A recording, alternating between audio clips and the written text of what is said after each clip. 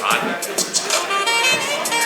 good morning, SHEELS. What's going on? Welcome to the 9 to Noon radio show. I'm Paul Allen with producer Eric Nordquist. This is 9 to Noon at SHEELS in Prairie. And it's Toys for Tots, as you heard from the wildly successful and highly touted Power Trip morning show. So stop by SHEELS because this is a day for 9 to Noon where we have been pulled from our beloved Twin Cities Orthopedics Performance Center. Generally on Tuesdays, we are at the Minnesota Vikings facility. But here's why. We get to serve. And the privilege of using these microphones to share messages, many here, is not something 9 to Noon takes lightly.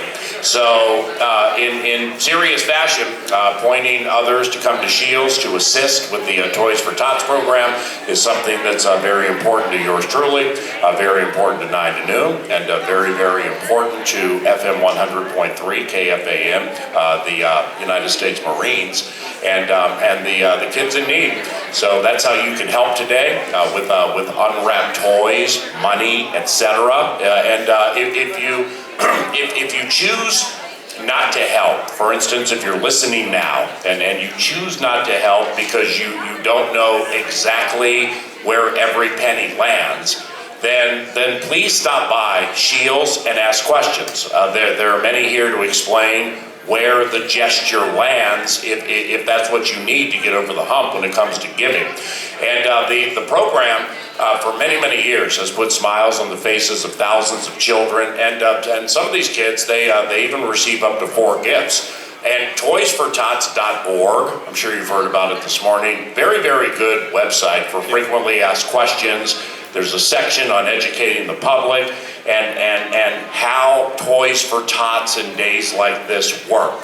So the website, if that's what's required to aid the program and aid the philanthropic endeavor, toysfortots.org, they do a wonderful, wonderful job in explaining exactly what's happening today. And good morning. Good morning. Yes, whether it's you know where your time is going, if you donate your time, you know where the toy is going if you donate the toy. So go to the website and a note as well, the first 50 donations of an unwrapped new toy during 9 to Noon this morning, you're going to get a KFAN Unreal Winter Beanie as part of that. As somebody that was a beneficiary, you could say, of a program like this growing up, it's such a blessing that we get to be a part of it each year, supporting and what the U.S. Marine Corps does and their efforts. And all the people, by the way, whether it was the Power Trip here, people on a work day showing up in droves, 9 to Noon starting to trickle in as well, and throughout the day with the Grum and Bumper to Bumper. So impressed that our listener base is so supportive of this as they should be. So we're very thankful for that. New unwrapped toys and or gifts include, but are not limited to, sporting equipment, action figures, backpacks, cosmetics, dolls, baby toys, board games, etc. And like Nordo just said, we are here along with KFAN until the end of Bumper to Bumper, and that'll take place at 6:30. Now for 9 to Noon, linebacker Blake Cashman will join us somewhere in the neighborhood of 10:30. He'll be here with us. He's an Eden Prairie native. Also Triston Jackson, a wide receiver on the practice squad. He should be here within the next 30 minutes. And the head coaching covenant that makes up the radio show 9 to Noon today commences around the corner. Minnesota Timberwolves head coach Chris Finch will be joining us via the phone lines at about 9:15. Boy, they just whooped up on the Lakers last night. Holy cow, we won a basketball game by 30 points. We're begging for it now. It was back-to-back Lakers. We can play that game and all of that. But if we're looking finally for hints and bits and pieces of what the new guys are going to offer this team, and it feels like through 20, and we've only gotten to see it 3 or 4 times, but DiVincenzo last night defensively, and when Ant was having an absolutely hideous shooting night, you saw a little more distribution from him, and Julius Randle provided a lot of love. Terrific high double-double night for Rudy. So good times and perfect timing to have Mr. Finch on this morning. Finchy around the corner, segment number 2. And Kevin O'Connell, head coach of the Minnesota Vikings, is the Tuesday highlight for 9 to Noon. Quite honestly, the radio highlight for the week for yours truly, and probably Nordo too when he joins. Well, I hope Finch is in this game. I love Finch too. Right. I mean,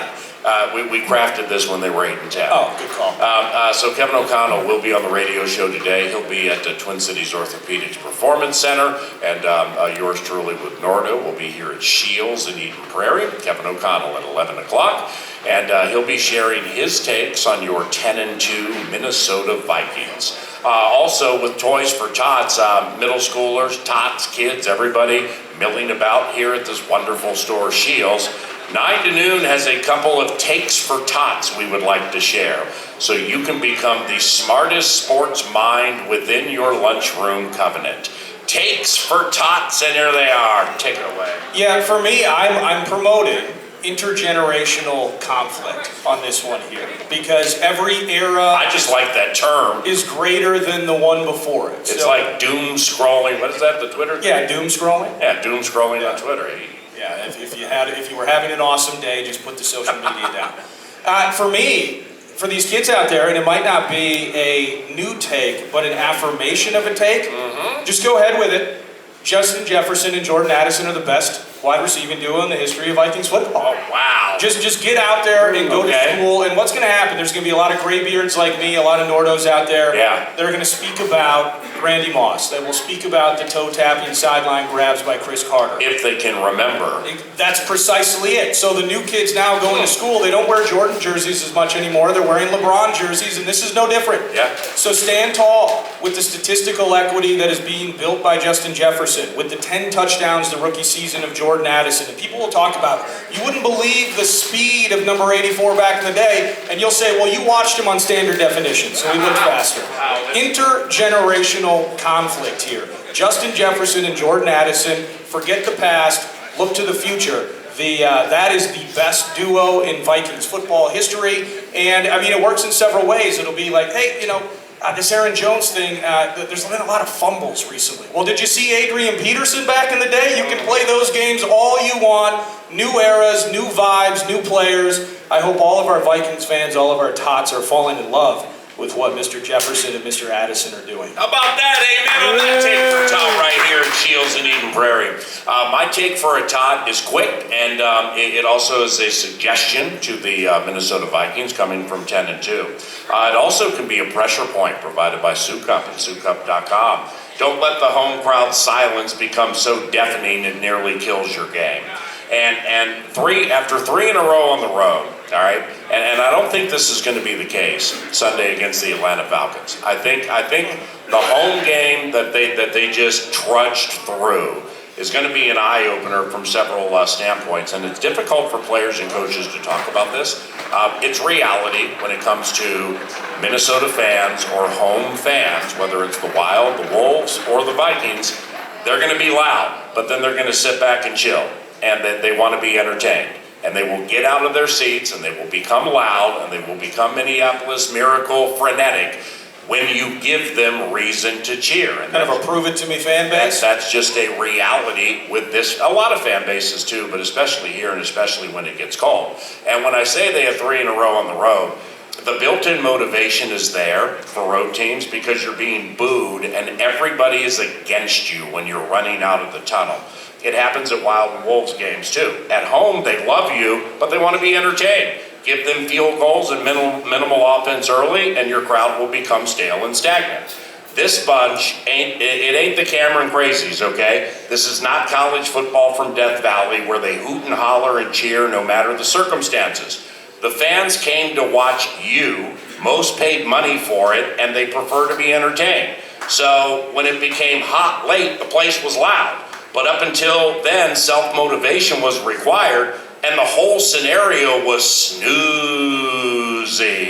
So the take for the tot or the point of pressure is if Minnesota fans want to play the stoic card, then the football team is required to take deep shots and or sack the quarterback repeatedly to get them going. Those are just metaphors for what's required to get the people to become loud. The team serves you, okay? That you serve them. It's not the other way around. It's not the fans serving the team. So you start fast, and you give those who love you reason to verbally love loudly. And verbally loving loudly they will provide. I bring that up because I truly do feel it played into the early facets of the victory against Arizona, but the early facets of the game. I think they wanted style points. They wanted that weird, gritty 3-game road trip. Yeah. Show us now. Yeah. Okay, I'm still eating leftover turkey from Thursday. I'm showing up here. Give us a show, and they didn't get it in the first half. Well, they're going to get one this weekend, and we will talk more about that during the course of the 9 to noon week. That will be. He's Eric Nordquist, and I'm Paul Allen. We're at SHEELS in Eden Prairie for Toys for Tots. All of that is courtesy of TimberTech and TimberTech.com, and what's on deck includes Timberwolves head coach Chris Finch, who joins us next. Yay! Broadcasting from SHEELS in Eden Prairie, collecting toys for tots along with the Minnesota Vikings on the Fan, presented by Unreal. Starting stronger starts at AutoZone, where they've got battery solutions in the form of free battery testing, free battery charging, and replacement batteries that fit your needs. That's what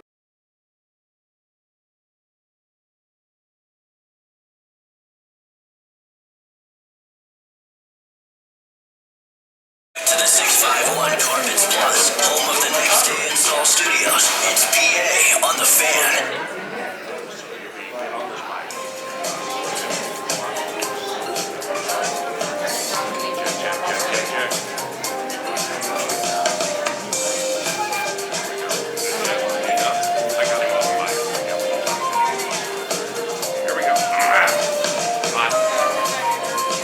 Ladies and gentlemen, can we have your attention, please? SHEELS, KFAN, and everybody else. A raucous round of applause for Minnesota Vikings wide receiver Triston. Applause for the cause. What's going on, my man? Yep, good to see you. Now, growing up in the Detroit area, was it Detroit proper or the Detroit area? A little bit of both. Okay. When let's say 15, 17, 18 years ago, this is Toys for Tots. This is SHEELS. I mean, you walk around here with a smile on your face. Think about, was it West Bloomfield or Feld, something like that? Yeah, it was Bloomfield. Yep. Walking around a place like this, SHEELS, or thinking about toys back then. I mean, like, what did you like? What did you enjoy? I was big into WWE. Oh, yeah. So I was a big Raster type fan, Rey Mysterio, Batista type guy. So I'll probably get those first, and then after that it'd be sports, football, basketball, soccer, anything I can grab. Did you ever have a luchador mask? I did not. My brothers did, and I tried to take before. What's a luchador mask? Oh, he was talking about Rey Mysterio. Yeah. Well, I mean, old guys thinking about Gorilla Monsoon, Andre the Giant, Dusty Rhodes, the American Dream. And now we're talking about a Lucero mask? Well, no. Sounds like something you buy at Mall of America for like a face peel. Well, Triston knows what's up, and I'm sure some of you out there, I grew up on I'm a little bit older than you are, but I grew up like Rey Mysterio was awesome, dude, flying around the ring. I mean, he was the wide receiver athletic type of wrestling in the day where they just Jim Duggan walking around with a 2x4 and the American flag. I mean, wrestling was awesome back in the day. You gotta add in the Hardy Bros too. Yeah. Oh, yeah. But did you ever think it was real? At a point, yeah. Yeah. At a point, yeah. Were you disappointed, like when you learned that it's just like a show? I was. It was an amazing show, how they pull off the angles with the cameras and stuff to make everything look real. Yeah, it was John Cena for me. As soon as I seen him in the movie, Triston Jackson, wide receiver for the Minnesota Vikings. Now, the Atlanta Falcons being here this weekend, I've known Triston since he got here. He was with the Rams before that in 2020. And, Triston's lot in life, along with players like Miles Gaskin and some other players in the practice squad that I've gotten to know, there's a certain level of acceptance where I'm not going to say, like, you watch back film and you're like, damn, I'm better than him, and him. It's not like that. But nevertheless, there has to be an acceptance of your lot in life to make others better around you, right? As a practice squad receiver, what do you do during the course of a week to make the Vikings and or the defense better? So first off, to start the week, we have a meeting to, I guess, kind of identify who relates to who on the field, if that makes sense. Yeah. So typically in my role, I play like the best receiver. So you're Drake London? Yes. This week? Or probably Mooney. Okay. Or no Mooney, though. Yep. And so we start foremost like the bodies matching and, personnel and stuff like that. And then it gets deeper in the week as we go with scheme and schematically and things that they do with the defense. I have no clue. Flo's defense is crazy. Right. Nobody knows. Right. But also, it has a lot to do with mental for the defense and also for the offense if you're on the other side of the ball. But what I mean by that is you want to make sure that you practice it at a level of, how do I explain it? You look at how those guys practice on their team, and it's not that I'm acting like Mooney. I'm totally like myself, but I'm the number one receiver. Right. So if I see something, if I know something in the defense or whatever it is, I can act this if I was playing in that game. I can go off script, I can do these things, I can do whatever it is that somebody would do in a game like situation. And we just are blessed with flow and a great defense to pick up a lot of things, a lot of tendencies, a lot of motions, whatever it is that they look at the defense, we are blessed to be able to be a part of that and to know that I can go out there each week with my role and just be myself and play football. Right. Have you ever played the board game Monopoly? Yeah. Okay. Well, Brian Flores, since you talked about him, would be the type of Monopoly player who would hide his $500 bills under the board. And just when you think he's broke, he pulls out something that leads to Kyler Murray being like, what? Hey, well, throw up a punt. Byron Murphy Jr. comes down with it, then Shaq comes down with one, and the game's over. I mean, Brian's ability to sit back on what he loves and not use it until the most important times, that's a gift, Yeah, I think we're blessed, honestly, with the head coach DC duo that does exactly what you just said. Right. I think that Kevin too, yeah. Kevin does the same thing on offense. I think Flo's ability to do that is very, very unique. That's why it allows us to go out and be in my role throughout the week to play like how I'm going to play. Then Flo comes and asks me questions. Okay, what did you see here? How did you get open or whatever? So then it comes in the game day. He understands and knows, and he does what he does. All right. Triston Jackson, Minnesota Vikings wide receiver at SHEELS in Eden Prairie. It's Toys for Tots. How busy is your week then where there's a combination, it's I'm watching film on Darnell Mooney and XYZ thing occurs and watch out where this trick Ray McLeod out of nowhere from 20 yards. Like a boom ray trick. But then simultaneously, you're a member of the Minnesota Vikings and a significant factor of being on the practice squad is you also have to be up on what you might do as a member of the Purple on game days as well. How is that balance? For me, I'm kind of in a weird role. Like, it's not all the way practice squad for me, if you understand. Yeah. So I know I was talking to Paul about this, so he understands how close I am to the receivers. And I may have that role of being on practice squad, but I also have to prepare. I'm playing. And also, I feel like I am I had an interview with Gabe before. I'm going to be a coach one day. Yeah. So for me, to understand everything that's going on in the offense, I have a busy week each week. So I help out the defense, obviously, with the practice squad things, but also I'm helping out guys in my room, Jordan Addison, Justin, Speedy, Trent, Sherfield, just with like little things that we might not talk about for a long time in that walkthrough or practice or a meeting. So I'm just constantly being in those guys' ears, giving those guys confidence to go out there and play fast at a high level. Also, which helps me out, being able to be like, okay, well, if I get that called up, I'll be prepared too. So my week to week is kind of like a little difficult, but I manage each week, and I love it. And Triston, having been around half a decade with a couple of teams, well, no, I'm being serious here, is when he says that, that he part of his role is working with the wide receivers. That's a very important role, especially now through the 10 and 2. Triston and Justin Jefferson, I'd say are best friends. I mean, they're extremely close. And I would imagine during this time with Justin, where seeing him in the locker room after some wins, it's clear he's happy the team won. He knows eventually he's going to get his. But watching back these games with him, if you do, and he's doubled and tripled almost every single time. I mean, what's that like being the bystander with him as he kind of talks his way through? Look, there it is again. Oh, there it is again. That's coming again. I mean, that has to be frustrating. Definitely. But one thing about Justin is he has a unique ability to stay in the moment and stay right where his feet is. And what I mean by that is he has a great mental. obviously he's aware of those things and stuff like that, but he understands that he's getting other people open, he's affecting the game in a different way.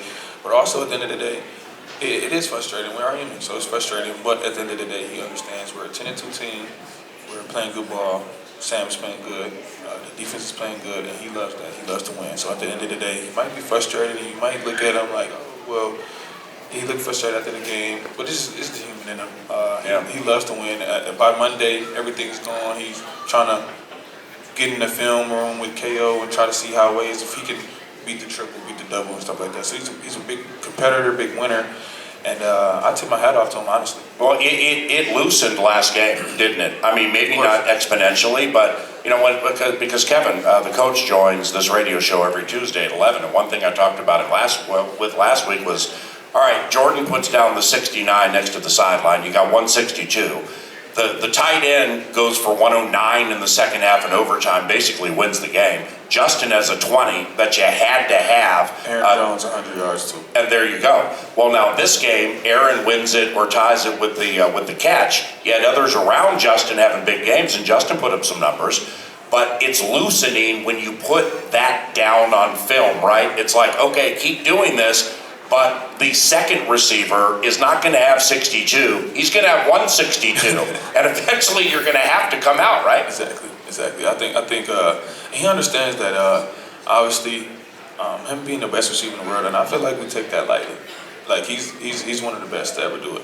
And when you are the best, you have to get double. You have to understand these things. But also at the end of the day, like you said, it loosens you up when you have T.J. Hawkinson, Jordan Addison, Aaron Jones, and Kevin. And Triston Jackson. Catching 2-point conversions down Atlanta away from Josh Dobbs. Yeah, that was a good memory. That probably was your career highlight to this stage, right? Yeah. The place was loud. Yeah. That was a crazy game. Yeah. So you're going to see your old quarterback in Kirk Cousins this Sunday, but a new quarterback in town with Sam Darnold. How impressive has it been, as you know, Kevin O'Connell's offense and what it takes to make this thing cook? How impressive has it been for Sam to kind of ingratiate himself, endear himself in that locker room, and ultimately execute at a high level the way that he has through 12 games? I've been in this offense since I've been in the league, even in LA. So I understand the difficultness of this offense to run the show as a receiver. Me being in the room with Coop Cup and Justin Jefferson and Robert Woods. But as a quarterback, I want to tip off my hat to him just because it is tough. It's hard. Kevin throws a lot of curveballs in there, a lot of things throughout the week, so to get him prepared for Sunday. And also I think he does too, himself. And that's why I tip off my hat to him every time I see him. He's studying, he's talking plays, he's talking ball, talking to the receivers and stuff like that. And I think his ability to run our show is elite. He's playing at an elite level. 10-2 team, what more you can ask from him. So even with the drive last game, just with everything that happened, him just driving the ball down. And when it mattered, he got it done, right? Yeah. So I tip my hat off him. He's playing great ball. Proud of him, and let's see how this Sunday is. Like O'Connell says. I mean, he says it a lot too. And sometimes when you say like culture and things like that, a lot it can become trite and overused. It's not the case with the Minnesota Vikings when Kevin says, "Be your best when your best is required." Yeah. And I'm sure you've heard that a million times, and there was a lot of that in that Arizona game, specifically defensively, and then like Aaron had a rough early part, and then he comes through. You're fantastic. Thank you very much for the chat. I appreciate you. Of course. Thank you, guys. Triston Jackson, wide receiver for your 10-2 Minnesota Vikings. And Goessling covers the team for the Star Tribune. He joins us at SHEELS after this. You're listening to Paul Allen, broadcasting from SHEELS in Eden Prairie, collecting toys for tots along with the Minnesota Vikings on the Fan.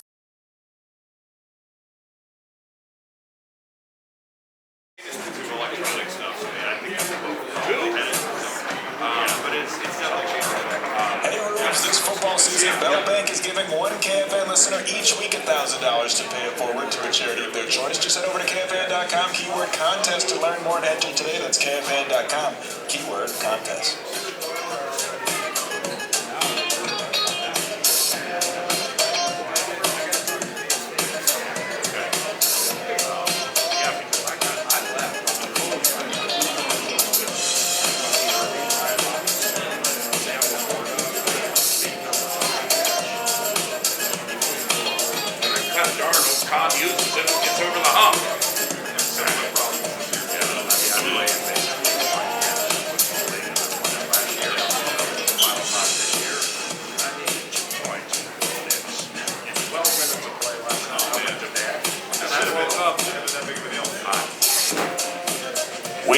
We don't discuss fantasy football frequently 9 to noon unless it's a Friday football feast with Paul Chargian, where we have one this week, Buffalo Wild Wings Savage.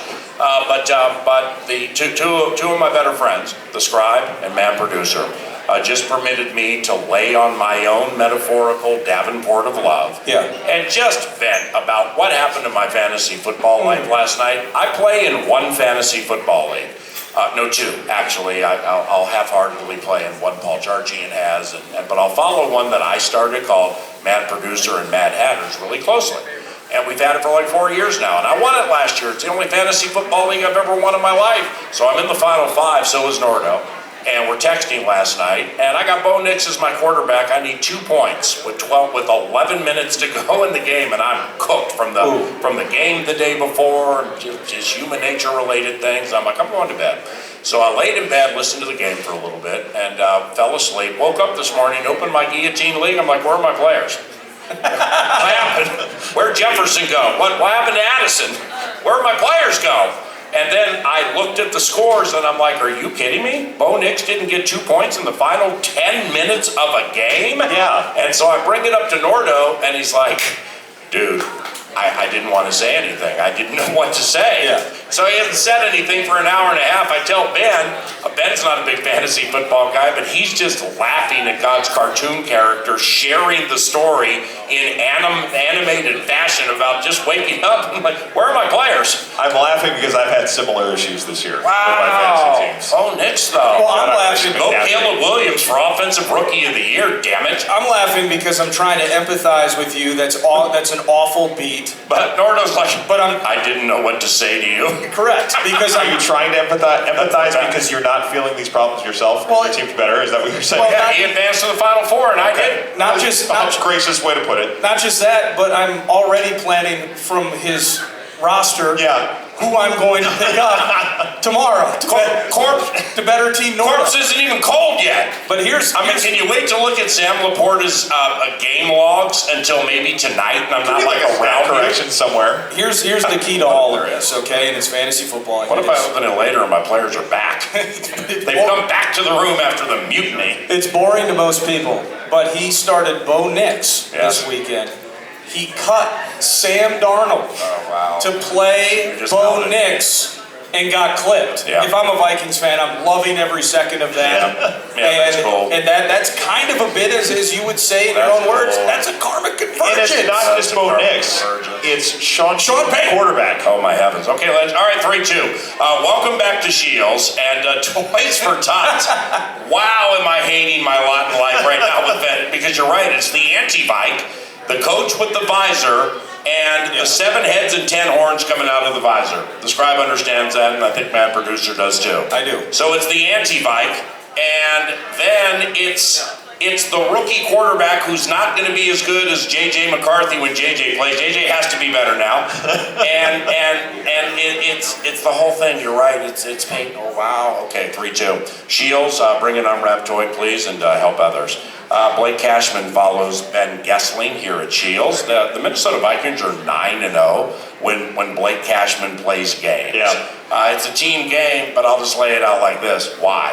Why is he so important? He has, I have to admit, he has made a much bigger difference to this team than I thought he'd be a nice piece for them, but he has become very integral to a lot of what they do as a pass rusher. Right. He's great in coverage, which they have needed. I mean, I think you saw it in those games that he missed where they got picked on over the middle when he wasn't there. They've used him as a spy the last couple of weeks with some of these mobile quarterbacks they've seen. Yeah. He just does a lot of things really well, and I think there's a level of physicality that he brings to the defense that has mattered. I think there's a level of attitude, of edge that has helped out a lot as well. So he has just been a central piece to everything they do and a guy that they really never have to take off the field. So yeah, he has been, I think, as important to them as, I mean, we talk a lot about Grenard and Van Ginkel, but of the free agents they've added, he's been just as important as anybody they brought in this year. So as you're watching things and covering things this week, you'll hear Kevin O'Connell with PA at 11. That's going to be sweet. He'll be down the line at TCO. Coordinators chatting today. Interested to hear what Mr. Flores has to say in terms of the health of one Stephon Gilmore. Yeah. And Fabian Moreau, I think it was an awful call on him, the first pass interference. Yeah. Then you had a little bit, especially on that long play, it was just, I haven't played in a while, guys. I'm not getting a ton of snaps. And he just decided I'd rather give up the penalty than a 70-yard touchdown potentially. And in some ways, actually, I appreciate that decision.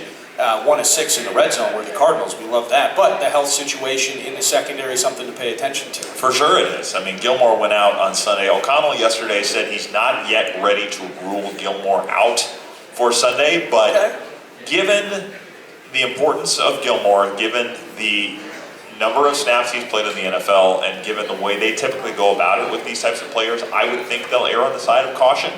We'll see how the week goes. Maybe he'll be able to fight his way through it, but especially with a hamstring, knowing how much you need him down the stretch, I would not be surprised if it is, in fact, Fabian Moreau again on Sunday. So definitely a thing to keep an eye on this week, because they started playing a lot more man coverage too, which requires your corners to run more often than the system they play where it's a little more zone. So all of that certainly probably factors into how they go about it with a hamstring that they don't want to get worse, because they're going to need him for the rest of the regular season, and they hope for a number of games in the playoffs. Anything big with the Star Tribune this week, given the return of Kirko James to U.S. Bank Stadium? By the way, Kirko, his last 3. 0 touchdowns, 6 interceptions. But before that, I'm going to bring all this up with O'Connell. The 4 before that, 10 touchdowns, 3 interceptions, 3 victories against some pretty stingy defenses. So I just want to say 0-6, is that real? 0 touchdowns, 6 interceptions. Are you looking at Sam Darnold's statistics backwards? No. The 6 touchdowns and no picks over the last 3? No, I'm looking at Jarrett Stidham, wondering if I want to draft him in my guillotine league next year. But anything big at the Strip with chains? It is interesting that you mentioned that, because I'm actually heading down to Atlanta way tomorrow. Should I not have shared that? No, it's fine. Okay. You're going to Atlanta? I'm going to Atlanta to catch up with him and just kind of see things on the ground there. Late in all of them, should or are you sensing the interaction you get to stories or Twitter, stuff like that, the level of trust in Sam Darnold? I'm going to lay it out like this, and maybe fans already are there. Should fans trust him to lead a playoff team? I mean, I think that's a hard thing to say, just because playoff games take on a different nature. But I will say this: he has made decisions and made plays in the last couple of weeks that have been, I think he's played his best football of the year these last 3. I mean, really, that Titans game, the fumble with Aaron Jones on the pitch is early, but makes a lot of good decisions, makes a lot of big-time throws. I thought at the end of that Chicago game, when he's in overtime and he throws for 90 yards and they're backed up and he gets the nod of that. They have gotten the type of quarterback play from him the last 3 weeks that everybody always talks about, where things are not going well around you. It's, you have the special teams mistakes in Chicago, or you lose your top corner, or you lose a running back to various things at different times, and you need your quarterback to carry you. He has done a lot of that, especially when people are taking Justin Jefferson away. Wow. So can he keep this up in the playoffs? I think is certainly an open question until we see it, but if he plays this way, I think they have a lot of opportunity to do some things, because he is playing at every bit of that level that you need to go into the playoffs, and the only question is, will he continue to do it in January? My man, thanks for the chat. Absolutely. God bless you, and I'll see you out at the facility, all right? Sounds good. Thanks. Ben Goessling, describe, ladies and gentlemen, salt of the earth right here. When we return, Blake Cashman, one of the leading tacklers, one of the best defensive players for a very, very good Minnesota Vikings defense. He will join us at SHEELS. It's Toys for Tots. It's KFAN. You're listening to KFAN and the Minnesota Vikings collecting Toys for Tots. Live from SHEELS in Eden Prairie. Presented by Unreal on the Fan. Christmas music is back on the air.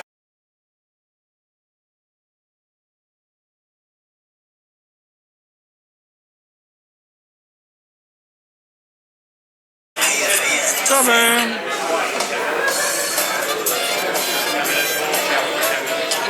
All right, Blake.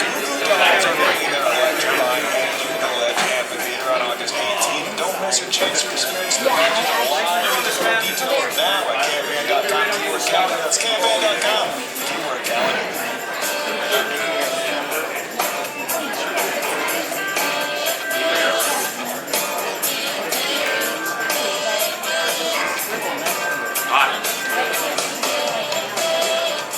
Ladies and gentlemen, from the fighting city of Eden Prairie, Minnesota, a linebacker for the Minnesota Vikings by way of the Big Apple and something they call H-Town. Can we get a witness and a raucous round of applause for Blake Cashman joining 9 to noon? I brought this up with Ben Goessling earlier. The Vikings are 9-0 when Blake plays, and then when Blake wasn't playing, I was going through some of these stats during the games about the interception percentage, and it's down at 1, and Blake plays, gets up to 5, and he's a very, very good football player, and I've said this before too. You know, I've known Blake in a roundabout way, living in Eden Prairie, since he played high school football. Fist bumped him a couple of times. His grade is close to my son's. And likewise for Carter Coughlin. So, I mean, I remember Blake playing for Mike Grant at Eden Prairie High School, then the University of Minnesota, but then he goes to the AFC. And being in NFC country, you know, unless we're getting ready for a game against the Jets or the Texans or the Dolphins with Van Ginkel, I just don't follow them that closely. And I had no idea that when people say that the coordinators and coaches, the scheme needs to fit the player. Let's not shove the player into something with which they're not comfortable. I think you, Jonathan Grenard, and Andrew Van Ginkel, there are others, do you think that's a fair way to look at it? That you just landed in kind of an ideal situation here where Brian Flores, Kevin O'Connell, and the group has empowered you to green dot, call the plays, be the leader of the defense that way, and just a complete belief in the gifts God gave you, and just go out there and do them. Is that for the first time in your career has this happened? I would say so, just because for me it was my first time getting to free agency and being able to have a say in where I wanted to go and what kind of defense I wanted to play in. But I do think Kwesi, KOC, Flo, I think, you know, they did a really good job and had a really good plan when they started looking at, you know, what players do we need that can fit our scheme when looking at all the guys available in free agency, and they went and got all the pieces that this team needed to be successful this season. Was there any aspect of that? And you're coming home to Minnesota, so there's the excitement factor, some familiarity there. Maybe there's good things and bad things associated with all of that. But you mentioned it, your first time in free agency, there's an amount of research and background that you can do in terms of what Brian Flores does defensively. But in the same, you're kind of, I don't want to call it a risk per se, but you have your expectations of what 2024 and beyond would look like versus ultimately how it plays out. So far through 12 games, are you feeling like, for my first time in free agency, this ain't so bad? I couldn't be happier with my decision. I mean, I've said this like every week. I love this team. This is probably the most fun I've had playing football since I was just down the road playing at Eden Prairie High School, because we have a great group of people in that building. Obviously, we're winning, so that helps. But you know, just the relationships, the camaraderie we have, it's special, and I feel like, you know, fans and the media and people from the outside are seeing that, just how we play on Sundays. You're able to see the joy and excitement that this team has playing together. So were you a Minnesota Vikings fan when you played at Eden Prairie High School or University of Minnesota? Or are you going to hit me with a green and gold bomb here? You're going to get hit with a bomb here. Holy cow. I mean, it's no secret. If you do your research on me, I grew up a diehard Packers fan. Wow. How does that happen? So let me explain. And I'm going to bring it up like this, because I was at the Friday Football Feast, Buffalo Wild Wings Chanhassen last Wednesday. I've gotten to know a guy quite well named Bo Allen. I'm sure you know Bo Allen. Minnetonka High School, played before you. Maybe you don't know him, but he does a podcast with Chris Long, and you know, Bo's back and forth building a house here, so he's starting to become a little part of the radio show, Elite Football Mind. All right, well, he's a stud at Minnetonka High School, becomes a Wisconsin Badger, and then, that's fine, and then from there wins a Super Bowl with the Philadelphia Eagles at US Bank Stadium where the Vikings play. And he's never been a Vikings fan, just didn't really care about him, and I just wonder how that happens for a football player growing up in a state where it's the most popular team. So, once I started watching football at a young age, I was drawn to Brett Favre. Yep. You know, he was an exciting player to watch, gunslinger, played with a lot of enthusiasm and passion, and he quickly became my favorite player, so naturally I started cheering for the Green Bay Packers, and For most of my childhood, Green Bay was really good, so it was an easy team to cheer for. But I can confidently say that probably 2019, the new year, when I started preparing for the NFL Combine, the NFL Draft, getting ready for to pursue this dream of mine. Yeah. Like, I quickly stopped becoming a Packers fan, and I was going to become a fan of whoever was going to give me the opportunity to play, because it's amazing how you quickly start to, see the game that you love, how it operates as a business, and that passion, I got it. Fandom, it changes. Okay, so you're 28 years old, right? Yes. Okay. Well, 2009, when your favorite player, your football BFF, best far forever, he plays for this team, the Vikings. So it's 2009, like 13. So we're middle schoolish, we're getting close. How'd you feel about that? When Favre played for the Vikings, and it's one of the greatest seasons in the history of Vikings football. Oh, the Monday night game in October? Yeah. Monday night How was game. that? Ran out of that Lambeau It tunnel, stung. didn't he? It stung. It stung. I was hurt to see it, but Your game-worn Clay Matthews, you left that at home that night? I did. It hurt to see, but I will say when the Vikings made a run into the NFC Championship game that year. You were on board. I was on board. Yeah, of course you were. Cheering for the Vikings. I wanted to see Brett Favre win a Super Bowl, and I wanted to see the Vikings win a Super Bowl because I know how important it is to the state, to the fans, to the city. Well, now you can help. Now you can help with it. Yeah, how about this that? has come full circle. I sure hope so. Wow, this is football repentance from the gridiron gospel. Well, how about this? Let's stay in the past a bit. You were part of a Gophers team that took the axe back after a long wait. Right. And my sources tell me that after a targeting penalty, you ultimately had to celebrate with the axe in street clothes. So there's a combination of being irritated that you got knocked out of the game, but celebrating the fact that you won. But think about from that moment to now where PJ's team, has won 3 of 4 against the Scotties. How cool is that for your alma mater? It's great to see because, when we won the Axe my senior year, we hadn't won it in 15 years. That's a long drought, a lot of pain, but to see them, over the last, 4 or 5 years, being able to control that game and keep the Axe at home is huge. Yeah, they're not even going to a bowl. How about that? Awesome. Love seeing it. Love seeing it. Yeah, Van Ginkel loved it too in the locker room when I was doing the drive-bys, and I'm like, I need one more question. Sorry about the axe on Friday. And it was like, dude, it was such a clutch. We've been to a bowl game, 21, 22. I mean, he just let it out. Yeah, he's pretty disappointed. Hey, how about Andrew Van Ginkel, by the way? I mean, you played with Jonathan Bernard in Houston, so 10.5 sacks is what I think it was, something like that, the final year that you guys were there. So you've seen it with him. But like Andrew Van Ginkel, did you know him before you started playing with him and have any idea? You'll appreciate this name. Shoot, I think you might have played with this kid, Antoine Winfield Jr.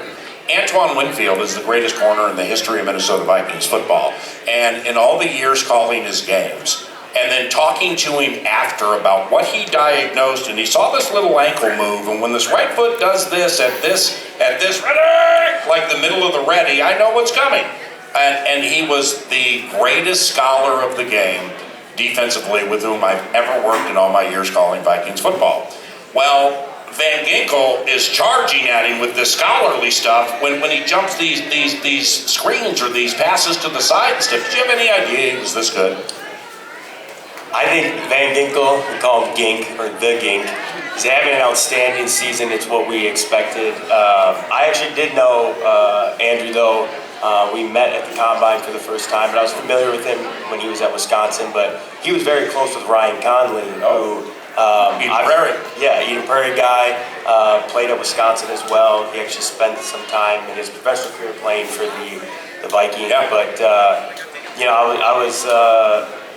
stoked to see that he ended up signing with Minnesota, another familiar face as for me going to a new team, and he's playing lights out this year. And there's a reason why we call him, the coaches call him Coach Gink on the field. Oh, I see. Because he knows ball. He's a smart football player. But the bookworm side of it is underrated. Like the former linebacker for the Chicago Bears, Hunter Hillenmeyer. Familiar with the name? I played with the Bears like 10, 12 years ago or whatever. I'm on the field. At Soldier Field, and I was with Pete Bursage, Ben Lieber, somebody, And we were talking, I was introduced to Hunter Hillenmeyer, outside linebacker for the Bears, in the league for like a decade. The way he laid it out was like, you know, I'm not as fast as that guy. I'm not as strong as that guy. And I may not be able to jump as high as that guy. But if you know the plays and the, quote, do your job, end quote, 9.5 out of 10 times, you're going to last a long time in this league. That's so true, isn't it? Absolutely. And I feel like the longer you play in this league, like the more you start to understand that players with high football IQ, they hang around and they tend to, you know, perform at a very high level. With a team, we've talked about it, or I've just thought about it over the course of time. Like when I picture what a leader in a locker room looks like, and there's a lot over the course of time. You can think back, you were watching football, becoming a fan in Ray Lewis's prime. You think about a linebacker, he's getting loud, first guy out of the tunnel, he's got the dance, the whole bit. And we've seen guys, particularly in Minnesota, maybe a guy like a Harrison Smith, who isn't loud, who isn't boisterous, who isn't leading every pre-game, you know, breakdown. What has it been like in the locker room with the Vikings? A lot of new faces to the mix. Do you have to be loud to be a leader? What is that process like as these individuals kind of manifest themselves in that locker room? I think there's, you know, many different ways to lead, and like you touched on with Hitman, like he's a guy that's played at a high level, knows ball. Like he leads, you know, I feel like just by how he works, how he prepares, how he takes care of his body, and then, you know, he's having conversations though, you know, individually with players, you know, to help them improve their game. And you know, you got guys like Metellus, B.O., JG that will, you know, they'll give the rah-rah speech. They got that gift in them. But you know, like if you look at me, like I'm a guy not doing rah-rah speech, but I like to stay engaged with both the offense and defense side of the ball throughout the game. Just continuing to talk to guys, asking what they're seeing. You know, if a guy makes a bad play, like you got to be there to pick him up. So I think this team does a very good job at just understanding, you know, who we are as human beings, how we are as players, and you know, because it's a relationship business, like that's what it takes to you know, I think go far and have a lot of success in the season. Last one, Blake Cashman, SHEELS, Eden Prairie. I mean, you've been to Eden Prairie Center a million times, right? From Eden Prairie. Were you here so SHEELS wasn't around when you were here, right? No, I think this was like a Kohl's or a Sears or something. Yes, like that. yeah, right by, you know, like Wildfire and that whole thing. But look, I mean, this place is unbelievable. I'm sure you've been here before. Have you been here before and shopped? I have never been to the SHEELS here, but I've heard nothing but outstanding things. Yep. Are you offended that there's no 51 hanging around here? We got a 3. A little bit. Who do I need to talk to? Yeah, that's a merchandising issue. Right, and maybe he would be cut into that. But lastly, Atlanta, Cousins, that's just about the only way to put it in the state of Minnesota after 6 years he gave us here. When do you start working on that? Maybe you already have. When do you start? Because you're a scholar of the game too, like Van Ginkel, Grenard. I mean, these AFC players, man, they come over here and I'm like, damn, holy cow, with this Blake Cashman on the pass, we've talked about it, the drops on the passes, everything. But that just doesn't happen like that. When do you start working on the game? And just like, how do you work on the game? What's important to you? Well, as a team, we start Wednesday. That's like our Monday of the week. But you know, I'd say for myself and a lot of guys, we get a jump start on days like today. Yep. So you know, I'll always watch at least 2 of their games, probably, you know, some of their most recent games. So like the all 22 bit, back and forth, back and forth, back and forth. You watch each play like 5 times. Yeah, of course, and like, you know, especially when you know, football is a very situational game. And you know, that's when you have to be at your best. So when you're watching the tape, and you know, these third and longs come up, or third and short, like what are the tendencies they like to do? What are the route combinations? How are they? I'm a guy that's involved in, you know, blitz and the rush a lot, so I like to see, you know, how is the back scanning protection? How is he picking up blitzes? So all those things you can kind of start to get a feel for. And then once you get into the preparation with, you know, collectively with the team and the coaches, you kind of already have a feel for, you know, how things are going to go through. They have like 32 coaches. I mean, isn't there somebody who can like slide you a sheet on tendencies and percentages and all that kind of stuff to give you a starting point? They definitely do. And Okay. we have whole PowerPoints. There's all, it's an analytic game now too, so you got all the data points. You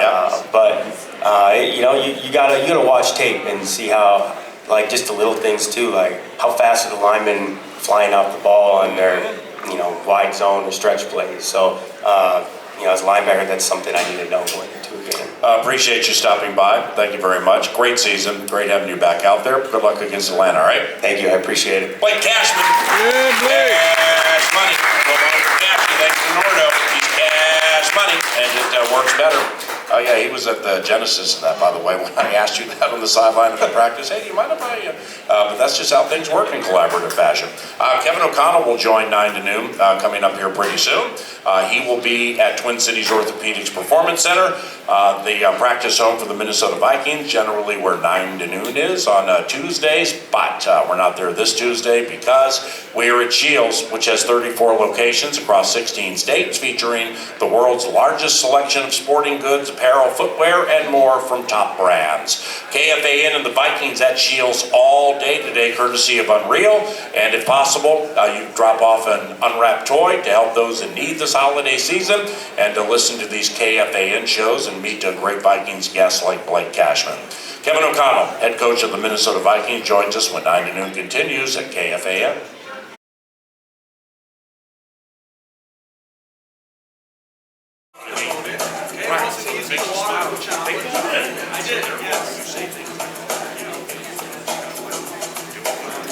Get ready for Kirk O'Chains and the Falcons to come to town this Sunday by joining us at the Friday Football Feast in Savage this week. Doors open at 8 a.m. Stop by for great food and drinks, non-stop football talk, and your chance to win great prizes, including a full-sized Winter Warrior all-white Vikings helmet.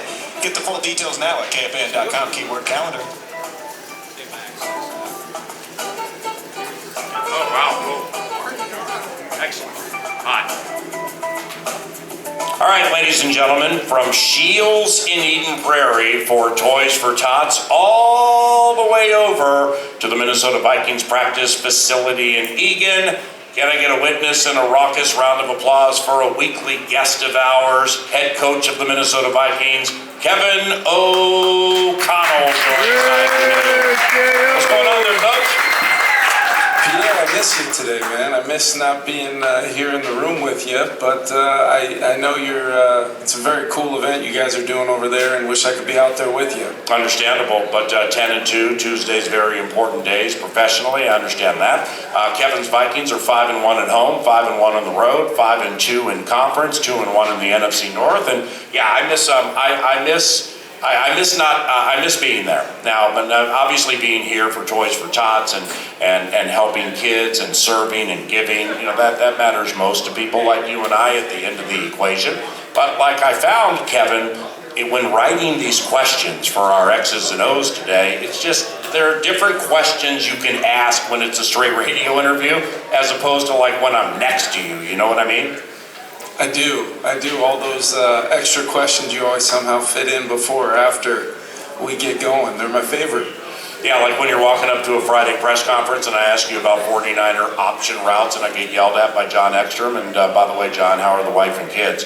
Now, Atlanta's at US Bank Stadium Sunday at noon. And Kevin's Vikings are off a spine-tingling win versus Arizona. And that's after a heart-pounding victory at Soldier Field. And here's the point. Off that, Kevin, Ben Goessling, who covers the team for the Star Tribune, tweeted a list of Minnesota Vikings head coaches in 7 or 8 point games. And maybe you've seen it or heard about it. Our X's and O's guest, Kevin O'Connell, 24 and 9 in those scenarios, which is number 1 all time for Minnesota Vikings head coaches. That's a 72.9% winning percentage. So what Ben failed to share, Kevin, is that you also may lead that group in sleepless nights at like 93.5% because of all these close games due to the nature of these close games. Is that accurate, or is that fair to put it that way? I think it's fair. I would say this though, PA, when those moments come and we're trying to find a way to win, a variety of different ways in these close games, we've kind of put in the time beforehand, much like you do before this interview, to make sure you got some great questions locked and loaded. We're ready for the moment when they come, and I think that's why we've had the execution of our players. I think that's the most important thing. It's great as the head coach to have a record like that in tight games, because that's what our league is. It's every single weekend. It's just game after game, regardless of records and all those things. It's a matchup league. It comes down to very little things throughout a 60-minute game that normally leads to that game being close in the end, and that's the way the league wants it, and that's the way our league is going. And I don't have a problem with it, because I think our guys in those moments play with a bunch of confidence and clarity on what we need to get done in the moment, whatever it's going to take to win the game. Our guys feel like we're going to figure it out, find a way to do it, and I'm really proud of where our team's at right now. And Kevin, with everything that goes into these games, the week that is, the night before, then the game, three consecutive trips with travel, are you, win or lose, are you exhausted after these games? Because when you went traipsing through the locker room and I kind of bombarded you with a drive-by, you just looked exhausted. Yeah, I mean, it's every bit the game that does it to you. I don't know if it's the play calling side or just managing the whole game as the head coach, working the officials, all the things that come with the 3.5 hours of enjoyment I get on a Sunday. But then it's also the week that leads up to it. We do put a lot of time and energy and work into making sure we give our guys the best possible chance to have success via the plans that we put together, and then it's practicing and it's improving and making sure that we're on top of every detail that we can. And just schematically, each week in this league, there's new challenges. You're playing against teams that are going to try to take away what you do best. And for us, that might involve Justin Jefferson, that might involve Aaron Jones, TJ Hawkinson, Jordan Addison. So we've tried to build a system offensively where we've got answers that might, sometimes take a drive or two to get to those outcomes, but we feel really good about getting to those, and we want to make sure we have enough bullets to fire throughout how a team's going to defend us throughout a game. And then it's the same thing on the defensive side with Flo and what they do from a pressure standpoint and what they do applying that mental and physical pressure to our opponents. They've got to have adjustments. They've got to have some things based upon what we're seeing that day. And that's why this game and this league is so exciting, because it does come down to what teams can handle those things the best in those moments. And, ever since I got into coaching, I've really just tried to make sure I'm not one of those Monday morning coaches that sits there and said, coulda, woulda, shoulda, we should have tried this, we should have done this, we should have been ready for that adjustment. If you're not going to be able to do it during that 3.5 hour window, are you really doing your job the best that you possibly can for your team? And that's one thing that I think goes into when we use that term situational masters. It's not just that end of game play. It's not just that final play. It's the sequence that leads up to it. When the fourth quarter comes in an NFL game, you've got to try to find a way to make more plays than your opponent, and that's what we try to do. Now, yours truly was attempting to be at my best when my best was required for my 9 to noon radio show in KFAN, but I thought about it after. Do I owe you an apology for rolling up on you walking through the locker room for a drive-by after the victory over Arizona and then following you back past the food, past Quasey's office, by your office? Do I owe you an apology? You certainly don't owe me an apology, but John Ekstrom, I know, has been holding it against you ever since, so you might have some patch-up work to do there. Got it. But I'll leave that to you fine gentlemen to take care of yourself. Thank you. Your announcer was a little excited after that one-point victory. Kevin's Vikings are 10-2, get Atlanta this weekend, the Boom at noon, KFAN. With Aaron Jones, Kevin, are these fumbles with Jones circumstantial or something maybe he's thinking about a little bit, stuff like that? Yeah, I think, when you look at the first play of the game, it was a pretty darn good punch out that the defender got on him. Still cannot happen. Aaron's been a guy that's been pretty solid with his ball security for his whole career. So when you look at that and then you look at the fumble that was lost on his reception when Sam checked it down to him, it's all about technique and fundamentals that our job as coaches to make sure that we go back and look at it and really find the why.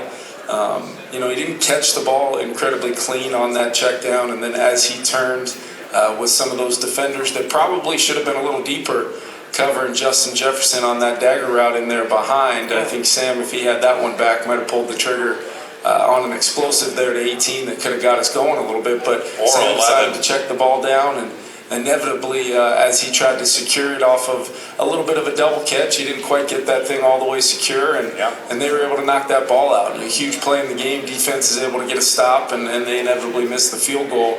But what I've talked to Aaron about is as he's kind of come back from whether it was a little bumps and bruises throughout the season, maybe he's wearing a little extra padding here or there, as he's kind of taken on a pretty heavy lift in our offense this year. What are we doing from a standpoint of technique and fundamentals to make sure the principles of good ball security are there? And what I mean by that is, I don't know if folks can see me there, but the wrist above the elbow against the rib cage, the offhand cover in traffic, things you see all of our players, especially after some of the unfortunate things that happened last year. We emphasize it every single day. We make sure we've got different types of circuits that challenge our guys to really test and prepare their ball security for the physicality that will come on Sunday. And I think Aaron's going to be just fine. I have not lost an ounce of confidence in him or his ball security. We've just got to see the tangible results from a real surgical mindset of how we need to go about carrying the football, and I know Aaron's going to do just that. Kevin, help us with this, and hopefully I'm right on this, all right? Sam Darnold has had a couple of tosses to running backs where it's clear, whether it's in London or on the road, I think Tennessee, the back couldn't control the toss. But the fumble lost goes to the quarterback. Is that accurate? And if so, how? I think it comes down to the fact that the backs never actually secured the football when they drop a toss, and that's where we've got two of those is too many for a season at this level of football, and those are the ones that drive you the most crazy because, for instance, on the play versus Tennessee, that might have been our best run all day if we're able to secure that toss and get the edge like we were trying to do on the play. So it's not only the loss of possession is critical. It's a critical play in the game, especially early on in games, like in both instances it led to a momentum shift for our opponents when we're driving the ball to go potentially get points early on in the game. But then it's also the loss of yardage that could have come from a nice hit in the run game that inevitably would have set up things in the pass game and probably took a little bit of pressure off of the offense as a whole early on in games that we've only done to ourselves. So two critical plays this season when I think back in games that we've won, but was that performance the total team performance when we are having plays like that? And it starts with me. I got to make sure that the techniques and fundamentals are there. Did we put too much steam on that toss? Was it located in the right spot? Were the back's eyes on the football all the way to secure the catch? All of those things is what our jobs as coaches are, to make sure that we're reinforcing individual drills and techniques and fundamentals that will translate to winning football. Because our team, for the most part, you don't get to 10-2 by not being a fundamentally sound team, but are we pressing all of those buttons as coaches to make sure we're getting the execution that we need at this level to sustain good offensive football. You cannot do those things and still consistently give yourself a chance to win as you get later on in the season. So definitely hoping we've seen the last of that PA. The toss is still going to be a part of our offense. And if people remember against Tennessee, I think the very next run we ended up tossing right to Aaron Jones, and we were just fine on that next one. So no excuses. We got to be better in those moments because it's all about momentum in NFL football games, and the things that you do to lose games far outweigh, in many cases, sometimes all the things you do to win when they're that catastrophic and set you back like they do. Elite answer as usual, and I was not trying to push a button and talk like, if it wasn't done last year with all those ridiculous fumbles, it's certainly not going to be done now. I just don't understand why the quarterback gets that fumble lost. You got bonuses involved, you got media coverage and social media and all that, and It's like there are 2 fumbles that I just don't think are Sam's fault, but nevertheless the NFL credits it to the quarterback. I am accurate with that, right? Yes, and Yeah. that's where, That's weird. Sometimes you gotta, as I know you do, you dive a little bit more into the weeds than just that box score or that stat sheet, because each and every one of those turnovers tell a story that isn't always reflected in who gets credit. Thank you. With that particular turnover. So it does go to Sam. It counts as 2 fumbles lost for him, and that is unfortunate, PA. I think it's dumb. All right, Kevin, running backs, Bijan Robinson. Now, the Falcons running back, super talented. Let's just say he was a little off his game when you guys beat them down there last year. Well, this year, 8 touchdowns, 6 catches last game. Bijan Robinson, what do you see? Oh, he's so impactful. I mean, he's one of the young backs in our league that every time they touch it, they can change the game. Whether it is the run game, Zach Robinson's gotten a nice little wide zone kind of package going down there where they're really running off the ball and attacking the edges of your defense. Our defense is going to have to be really good about setting edges and trying to turn those wide zones back into all the reinforcements coming, the Cashmans and the Phillips and Bullards and those guys. We're going to have to be really good on the edge with JG and Ginkle and Pat Jones and Dallas Turner and those guys. But then it's when they throw it to him, screens, simple checkdowns that Kirk will take anytime he doesn't feel good about pressing the ball downfield to some of their playmakers at the wideout position. He's going to check the ball down. And when he does that, Bijan has had some huge catch and runs, breaking tackles, making people miss in space.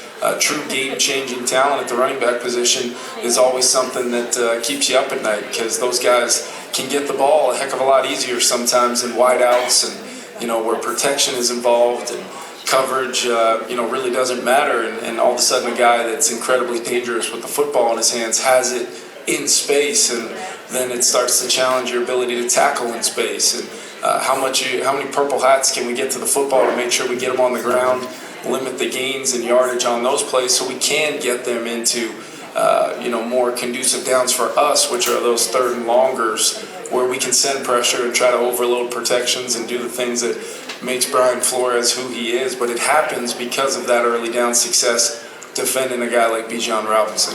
Kevin, off topic for a second. How much, if any, do you glance at teams around the NFL on your free time? Like seeing if anything catches your eye. And the reason I brought it up is because in this spot 2 weeks ago when, you were like, PA, I watch a lot of football. I mean a lot of football. I just kind of thought, like, do you ever watch other teams to see if something catches your eye?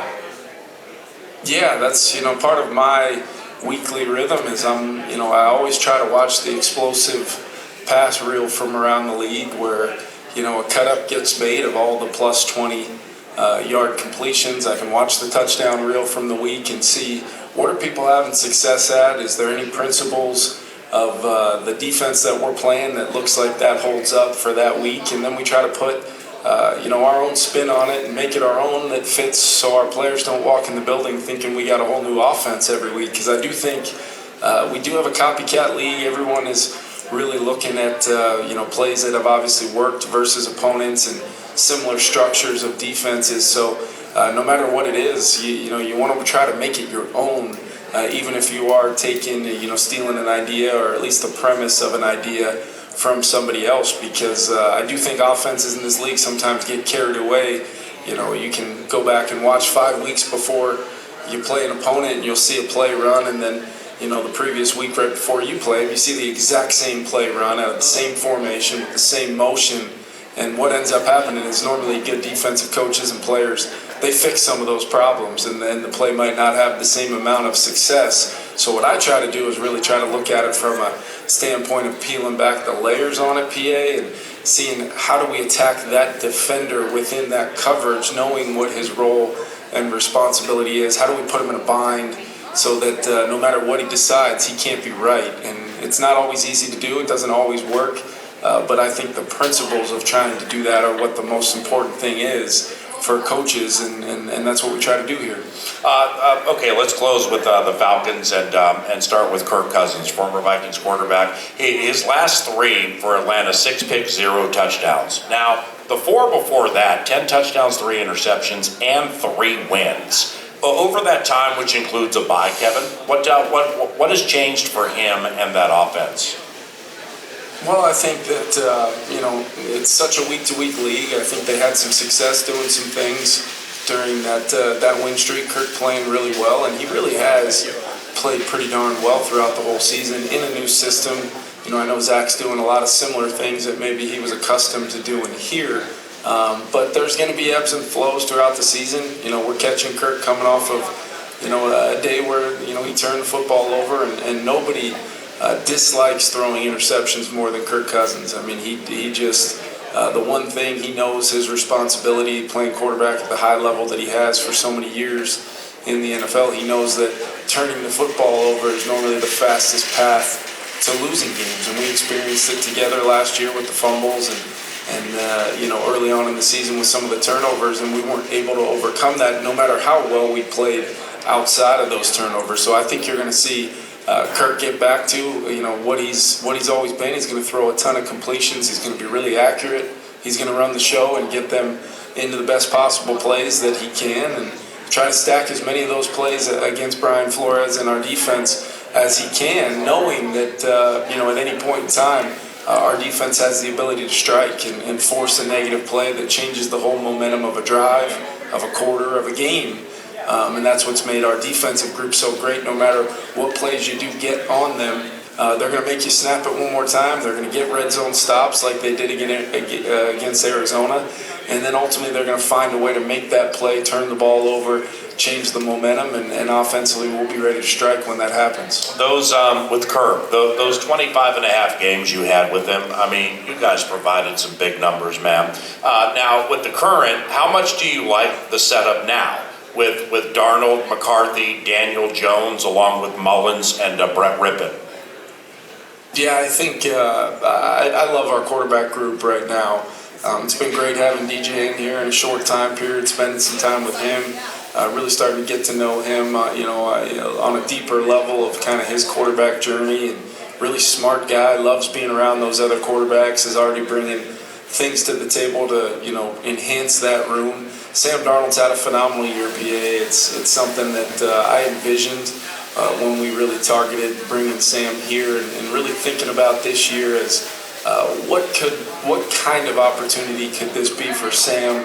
Talented, athletic, a guy that stands in there, plays with an incredible toughness at the quarterback position.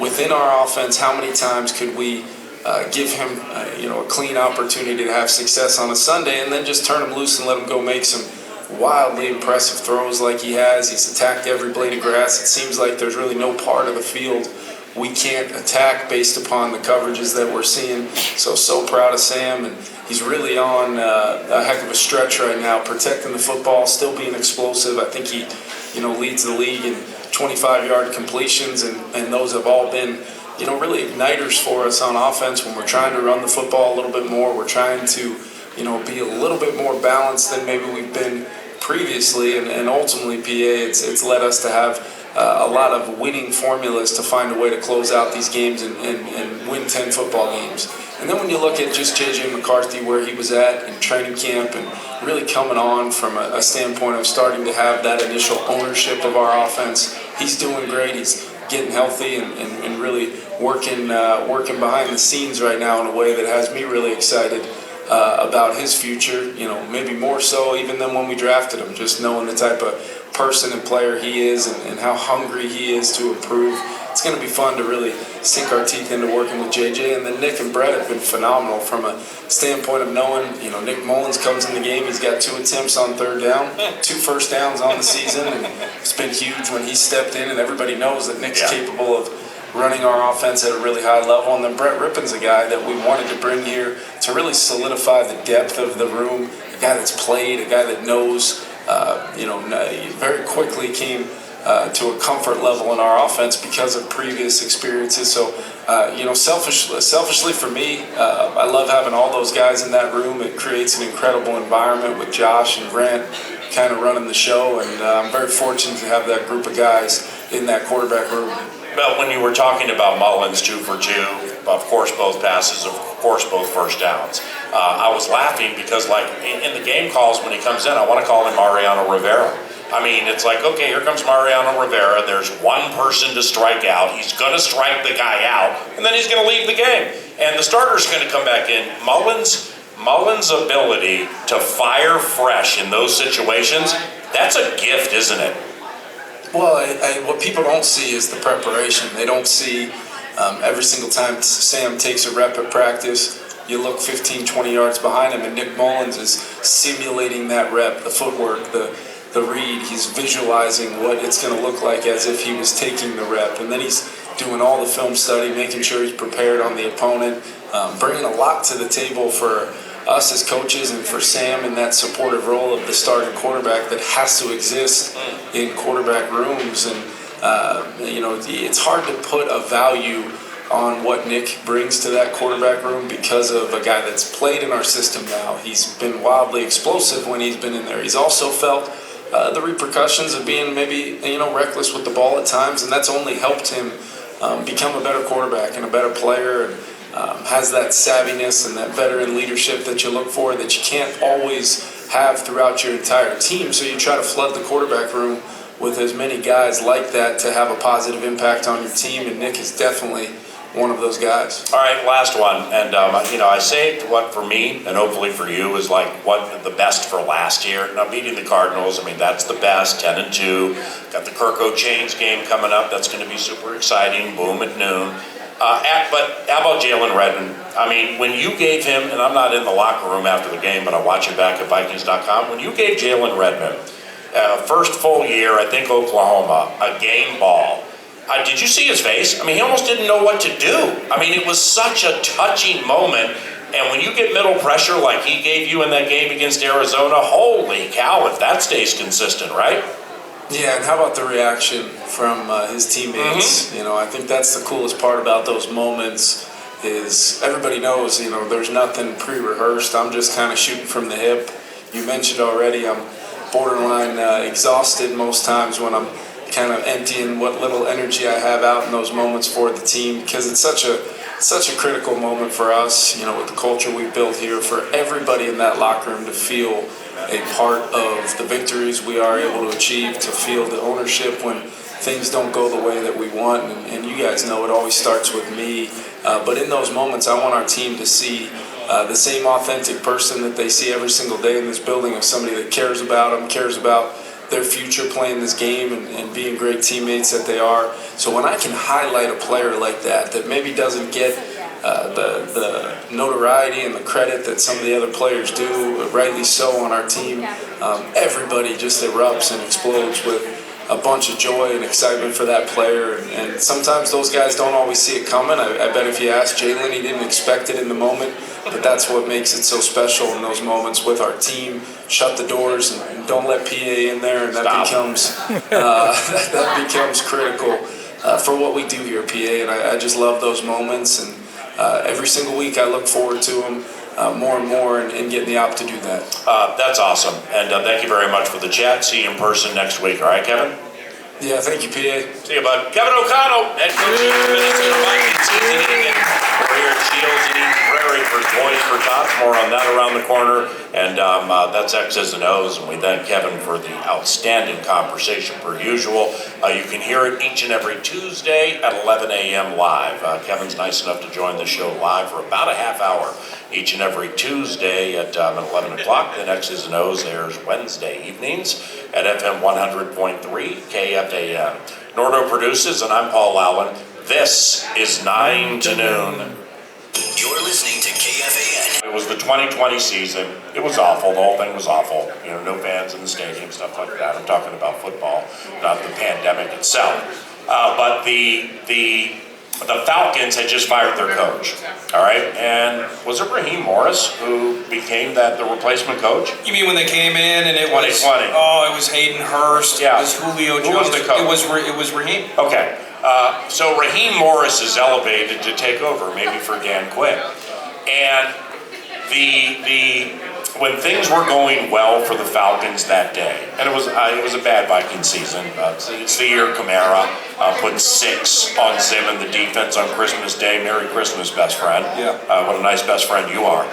But okay, 3-2. In watching the Falcons turn things around in that game, 2020 first game with the replacement coach, the sideline was nuts. I mean, they were so happy the other guy was gone and so happy the new guy was there that you could feel it in a fanless stadium. You could hear them hooting and hollering after Hayden Hurst on a gotcha tight end play where there's nobody from Maui to Maine covering him. Some turnovers, things like that. That's what I'm going to be looking for this weekend. I want to see the hooting and the hollering. Oh, I don't want to see it because I want the Vikings to win, but I'll be curious to see in a tough spot where Cousins, some would say, is looking old right now. And he's coming off one of the worst patches of his professional career. And maybe he's coming off the worst game of his career. Into this game at US Bank Stadium, I'm just very curious to see how the offensive lineman, the offensive coordinator, Zach Robinson, the running backs led by Bijan Robinson, the wide receivers, Darnell Mooney, who has some leadership to him, Drake London, don't know if I can say that about him, Kyle Pitts, and so on. I just want to see how they attempt to elevate Kirk. Right. So that he has an acceptable return to US Bank Stadium. Because quite honestly, I think your favorite football team is sitting on a very, very big performance. And that, forget the complete game stuff the fans want, it's all cats are skinned differently. To some, one thing's a complete thing, to others it's not. I don't care about that. It's the W's at the end of the equation, but I am at a stage where I know that this team is capable of absolutely bringing out that metaphorical 2x4 and knocking somebody over the head. And with Josh Oliver returning this week, don't tell anybody I told you that, but I hope it happens, and some other things in this particular game, I wouldn't be surprised if the Minnesota Vikings won by 20 points or more. You know, it's tough to go back in time completely. You think about the start of his tenure here versus when he first arrived, but my memory, and you mentioned 10-10 guy, Kirk Cousins, there's no doubt about it, but there was a warming process. There was an acclimation period. No doubt. Where if he's in his 4th year with the Falcons, I think that the endearing nature of that, once they get to know him, they get through the ones and zeros of the calculated way that he lives life. And the calculated way of the money he makes. Correct. And then that combined with production for a team that just went through a head coaching stage. Some people there are probably still bitter that they went to Arthur Smith instead of just keeping Raheem Morris in the first place. Good point. I'm interested to know about that acclimation process, cash, and all of those things involved for a younger team. And if Raheem can have that galvanizing effect that he did 6 years ago. Well, the thing with Kirk is you can put a lot on Kirk's plate, okay, because he's very smart. Now, I really, really like what the Arizona Cardinals offense did to the Minnesota Vikings defense. I'm really happy we won that game because I got done watching it back yesterday. And Drew Petzing, former wide receivers and quarterbacks coach here for the Vikings, he's in his 2nd year coordinating the Cardinals offense. And he's very young. Drew's like 30-something. But he's from like Middlebury, the small private school, you know, on the East Coast, maybe Massachusetts. He's a math guy. I love Drew, and I have a lot of respect for him. The math added up for his Cardinals. Outside of inside the 20, you know, where they had 1 touchdown from 6 tries, running for 154 in the Minnesota Vikings defense does not happen. Unless you have stick-to-itiveness, you know where the bones are buried, and you know what to continue to attack because you believe it'll wear down as the race gets longer. Drew was right. He had Kyler in control for 95% of that game, then Kyler went Kyler on it, and he threw the game away. That's what Kyler does. What they faced there compared to what I think is coming on the other side, now they've been back at home. They pushed through some things early in a home game that you don't necessarily get on the road. And I've been wrong with this before, but we'll see. I think I know this team pretty well. I think they're sitting on a really big one this weekend. And hopefully it is at the expense of a guy for whom we used to root. Holiday hangover's over. Let's get some style points against Kirk and those Birds. And that'd be victory number 11. Hey, thank you very much for coming out to SHEELS today. The program's around the corner. For Maxwell Fuller, Jared Wells, Nick Madden's street team for all the great work they do. I'm Paul Allen. God bless all of you. Have a good day.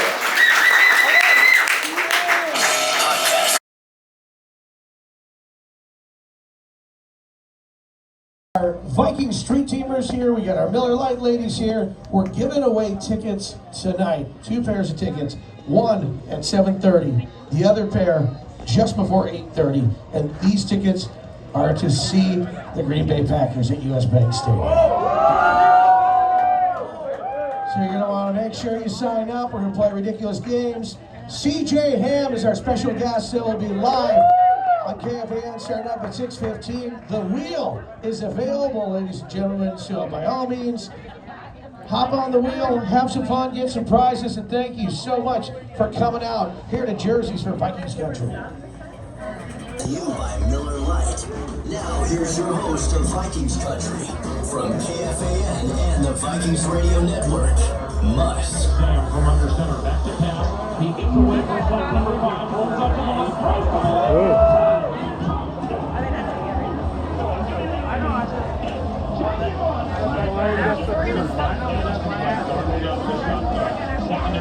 the Cardinals side. Man rush there to the right, caught.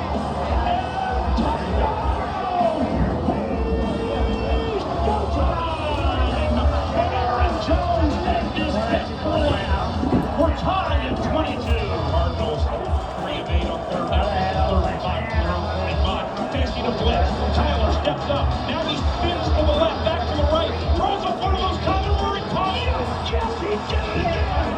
Tyler Murray with the football caught. Picked up by his former teammate. Murphy Jr.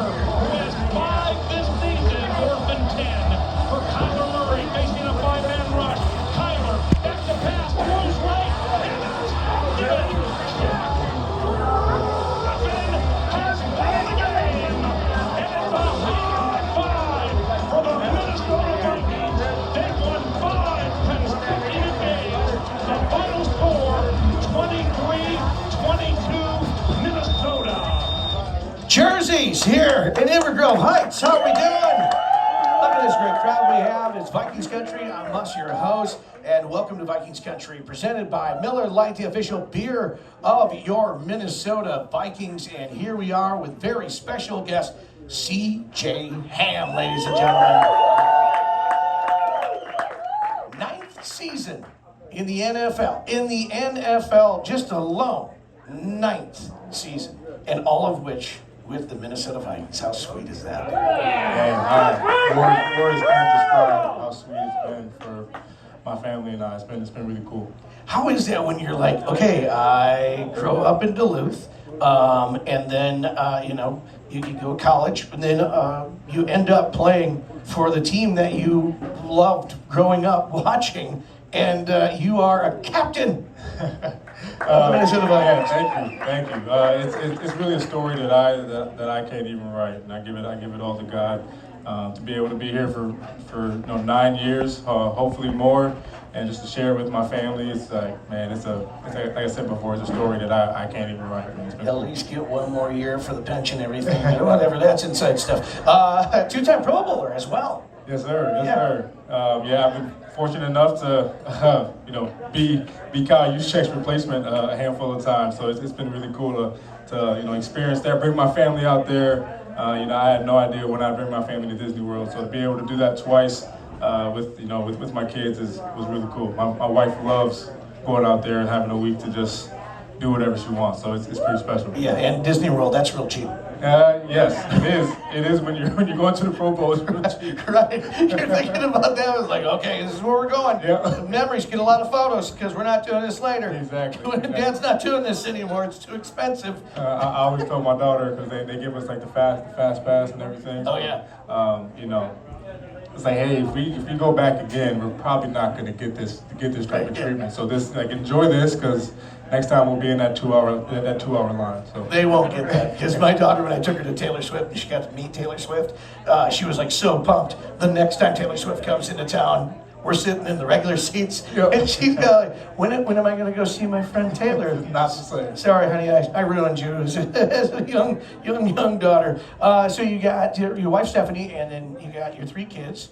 And so I'm guessing that the bathroom is like the only safe place for you.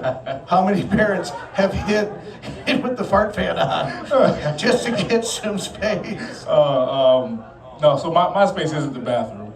Because my kids have no privacy, and they'll come into the bathroom too. So I just got a infrared sauna this year for the first time. So that's kind of been my place where, like, if I need 30 to 45 minutes, I'll just go in the basement, go sit in the sauna, and kids might come down there, but I can't really hear them that well. So right, yeah. Great. Did you smoke the glass and then have a lock on the inside just so that way they can't get in? Exactly.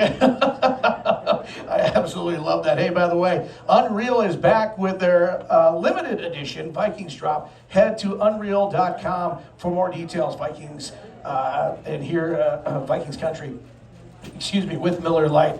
Today is it's a give back. It's Giving Tuesday. Yesterday was Cyber Monday. Are you a Cyber Monday kind of guy? Are you one of those guys where your wife later goes, "What did you buy?" So and how late up at night were you? I'm not a big Black Friday or Cyber Monday guy. I used to be. Back in college, I used to try to buy a new TV every Black Friday. Yeah. Would you sit in line outside of the Best Buy? I'll go to Best Buy, sit out in the cold in Duluth, and try to get a new 32-inch TV. College days for sure. Yeah. But this year, actually, I did do a little bit of shopping on Cyber Monday. It's just gotta get some presents. It's holiday season, and be wise and let's get them while they're cheap. Yeah, every time there's a package that's dropped off at our doorstep, it doesn't have my name on it. So I'm not allowed to. Yeah, my wife is a shopper. We have thousands of packages at our house right now. 10-2, ladies and gentlemen. Your Minnesota Vikings. 23-22 victory over the Cards. Tough sledding going on early. It wasn't really until late in the third quarter where all of a sudden the offense found something. And the Cards really had a good game plan against our Vikings offense. Yeah, for sure. First off, shout out to our defense. Our defense played lights out to even just keep us in the game. The Arizona, like you said, had a great game plan. They did some things that were tough, but that's football. You have to go to the sideline. You have to make adjustments, and we weren't able to make the perfect adjustments, but we were able to make adjustments enough to find some success late. And like I said, our defense kept us in the game, and we have the guys on the offensive side of the ball to go over and get it done. Let's talk about Sam Darnold. Seriously, against AZ, right? They go up 19-6. Yep. That's 4:43 left in the third quarter. Then 14 goes 12 of 17, 156 yards, and 2 touchdowns to go for a win. That's Sam Darnold. That's your guy. Yes. MVP. He's been balling, man. He's been balling. It's been so fun to just watch him have success. Welcome him to the team, and he just fit in. He fit in right away. And he's just a baller. He's one of those guys that loves to go out there and compete, and you can tell he's a seasoned vet too. In those moments. He's not shying away. You can look him in the eyes, and there's no flinch, there's no blink. He's ready to go. All right, this Vikings country. You've been on here before, so this bounces all over the place. There's no rhyme or reason to it, and that's what we love this show with Miller Lite. So, holiday and gifts. We've already talked about the Cyber Monday and all that. But Aaron Jones, are you thinking about getting him a holiday version of the sombrero? Or 2, are you hoping that you get a holiday version sombrero from him? I would like a sombrero. Yeah. I would definitely like one. I was actually thinking about that today. I need to talk to the RV group and do some Secret Santa. Start getting us ready for Secret Santa. That's coming up real soon. But yeah, I definitely wouldn't mind a sombrero. That's for sure. If Aaron, if you listen to this, I'll definitely take a sombrero. Have you worn the sombrero? I have not. Really? I have not. Wait, now, so That's his. is it, okay, but is it you have not asked, or is it the fact that he's like, don't even ask? No. Is he very, very, you know? I just haven't asked. I'm sure Okay. Aaron might be the nicest human being you will ever meet. Yeah. So I think if anybody walked up to him and asked to wear his sombrero, he would gladly let you wear his sombrero. I think you look good. I appreciate it. Really good. All right, so back to the 10. No, actually, you know what? Let's do this. Out of Duluth, how much are you tired of hearing the wreck of the Edmund Fitzgerald? Is that one of those where, no, seriously, where you go back home and you end up, we're going to the bar and all of a sudden there's someone who's from out of town. It's not going to be a townie that's going to play that thing on the touch tunes. All of a sudden, okay, here we go, Gordon Lightfoot. No, doesn't happen often. We're good. It doesn't happen often. How about this? Okay. So, at 10-2, I made up this cliche. It's brand new. No one's ever said it before. Okay. Good teams find ways to win. Oh, well, I've never heard that. Yeah, I know, exactly, because it just That's came up. good. Yeah, thank you. That's good. Thank you. I'm going to make t-shirts out of it and everything. No, but seriously, when you look at what has happened here, to get 10 wins, and there will be fans, there'll be people on the radio sitting there going, oh, wow, man, they're barely winning these games. It's very hard to win in the NFL. Talk to any coach, talk to any player, talk to any former player, analysts that were former players. They all say the same thing. It is very hard to win in the NFL. Does that make it easy to lose in the NFL? I mean, it does make it easy to lose in the NFL. It's easier to lose in the NFL than it is to win. Yeah, the competition is just so tight, man. You're playing against other professional athletes. No matter the record, no matter the score, it is extremely hard to win in the NFL. So I mean, you look at the Kansas City Chiefs, like, you know, most of their games are one-score games, and they're arguably they looked at as one of the top 2 teams in the league, right? So it doesn't matter what the score is. Every single week, teams are going to come out there and give you their best. And for us to find ways to win when things aren't going our way really shows that you have a good team. You have a team that's built with the right stuff. And you know, that's something we have to keep doing. Did you know that you were 24-9 in one-score games under KOC? That's an amazing stat. Yeah. That's an amazing stat. Yeah. You just find a way. That's it. I mean, at the end of the day, on our record, it doesn't say how much you won by. It just says win or loss. All right, coming up here in our next segment that we got coming up here, in Vikings Country, what we'd like to do is the 5 typically stupid Vikings Country questions. There's 2 people that really love it. And so we'll be coming up with that, and we got so much more as we are going into a big game. Kirk is coming back to US Bank Stadium. We'll definitely talk about that and more coming up. And hey, Vikings fans, Verizon is the official 5G network of the NFL. Visit a Minnesota Verizon store and do it today. More coming up. Ladies and gentlemen, CJ Ham is hanging out with us here at Jersey's Inver Heights, right here at the Fan.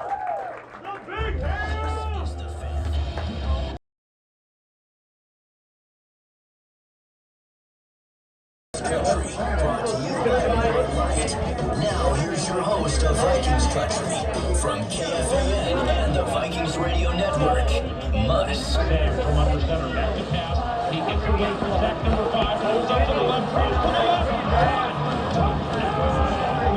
Vikings! Johnny Aaron Jefferson right Dennis to the left, starting off the shotgun. Second and 10, Cardinals 5. Takes the snap, runs down to the right, caught, and touchdown! Aaron Jones saved his best for last. We're tied at 22, 4th and 10 for Kyler Murray facing a 5-man rush. Kyler back to pass, throws right, intercepted. Jack Griffin has won the game, and it's a hot 5 for the Minnesota Vikings. They've won 5 consecutive games. The final score, 23-22, Minnesota. Welcome back to Vikings Country here with Miller Lite, the official beer sponsor of the Minnesota Vikings. We're here at Jersey's Inver Grove Heights. I'm Muss. Our special guest is CJ Ham, ladies and gentlemen. Gotta love that.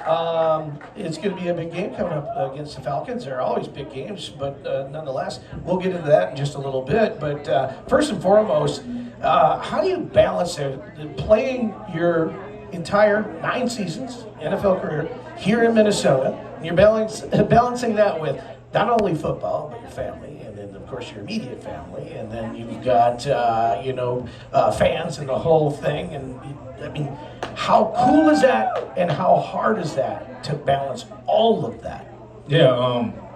First off, it's really cool. I mean, like I've said before, being able to do this with my family, but also just being able to have the fans, just here supporting me, supporting the team, being a Minnesota kid, and just feeling that love. Just wherever I go, just standing up for Minnesota. But I mean, like you said, it is hard too. I think anybody's work to life balance is pretty tough. So I try to keep football, and then when I'm home with my family, be a dad, be a husband, be a son to the best of my ability. Basically, you're being bossed around. Yeah, 100%. Yeah. I tried to make it sound good. But You're getting bossed around from your coaches, you're getting bossed around by your wife, and then your kids are bossing you around. Yep. Yeah, no, I totally get that. And balancing all that has to be very difficult. I know that you guys watch other plays and stuff like that. The best play of 2024, did you end up seeing Saquon Barkley? oh my goodness. In that ridiculous hop over the Jags? Yes. I saw it on Instagram, and I immediately sent it to our running back group chat, because I'm like, that's something you just don't see. Like, right. That's some video game stuff, some NFL street type of stuff. So I've never seen that before, and dude's having a phenomenal year. Yeah, you were a track star, but you were a shot putter, so you're not. Yeah, I wasn't a track star. It sounds good. I was a field star. But between that, best play of 2024, between that, did you see Josh Allen in the snow? Yeah. He throws it to Amari Cooper. Not even a great throw. Yep. Cooper makes a great play on it. Yep. And then just tosses it back to him, and then he hits the pylon. That might be the best play of 2024. That's just guys going out there playing ball. Yeah. I'm sure their coaches weren't happy about that in the moment. They love the result, but guys going out there playing ball, doing what needs to be done to win, man. That's all it is. Growing up with that lake effect that you have there in Duluth, are you so happy that we play indoors? Extremely. That outdoor football? Extremely happy. Man.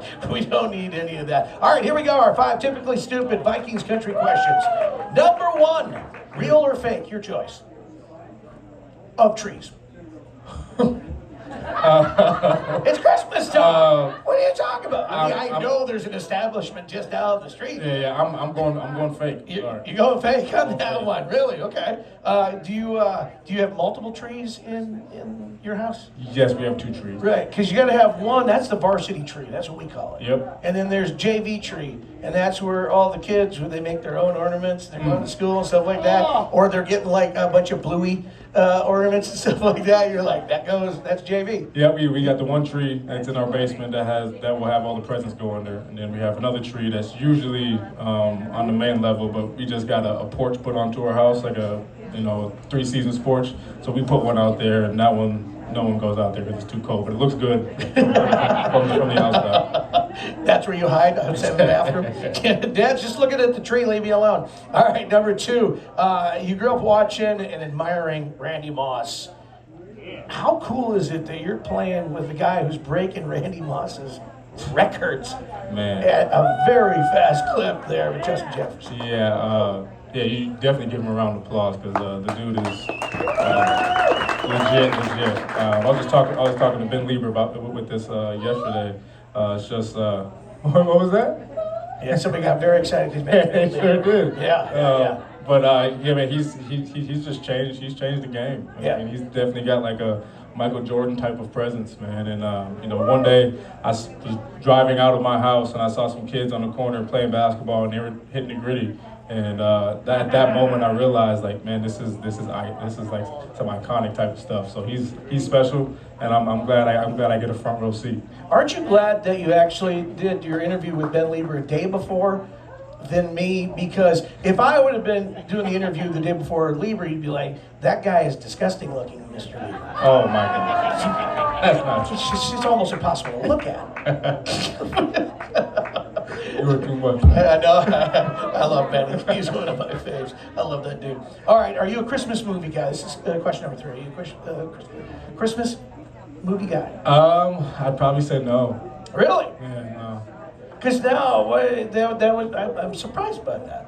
I mean, I've watched Christmas movies, but I couldn't tell you like what's my favorite Christmas movie by any means. I don't have too many traditions. I'm sorry, I'm not a big festive guy. No, it's all good. I was just wondering because then when you get the little ones, then you realize all the movies that you can't watch.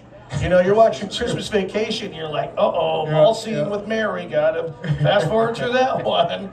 Well, I definitely let my wife take control of all that, and then I just kind of sit back and try to remember all the movies too. So yeah, is there a show that your kids watch that you have found yourself when they left the room you continued to watch? I mean, that's just about anything, to be honest with you. I mean, not even a show, but like we'll listen to Kids Bop in the car, and then I'll drop my kids off at school, and then 4 days goes by, and I realize I'm listening to Kids Bop for 4 days.